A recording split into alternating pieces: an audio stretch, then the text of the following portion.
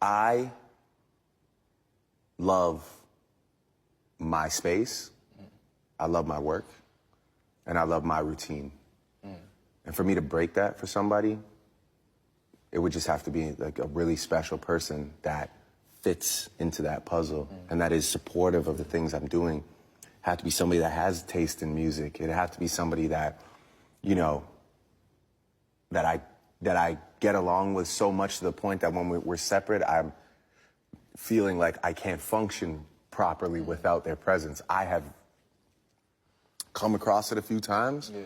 I've yet to be able to hold on to it. We've owned the shop for 3.5 years, and at this point, we've never raised booth rent. However, I think back in November, the landlord sold our building to another entity. And recently, that new landlord and property management group has been exploiting a clause in our lease. And now my lease has gone up twice in the month of April, significantly, as a matter of fact.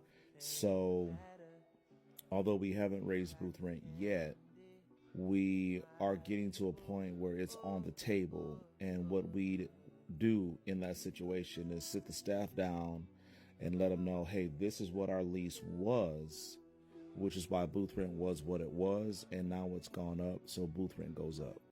All right, so as this series draws to an end, I made 14 videos to this point, and I haven't mentioned the haircut really at all. And I did that with intention because most of you coming out of school are not going to be as good as you will be when you've got some experience. And so you don't need to be a great, top end barber or cosmetologist to start building clientele. Everything else I mentioned prior is more important than the actual haircut itself. But I'll say this, the haircut can be as perfect as possible. The blend can be as smooth as water. It doesn't matter at all if you get the edge up wrong. If you mess up the edge up, it's a wrap. You'll never see that person again. And if you do, they come into the shop and they're sitting in someone else's chair.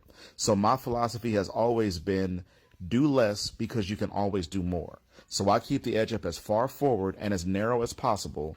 And if the client wants me to make it wider or bring it back, I do that at their direction.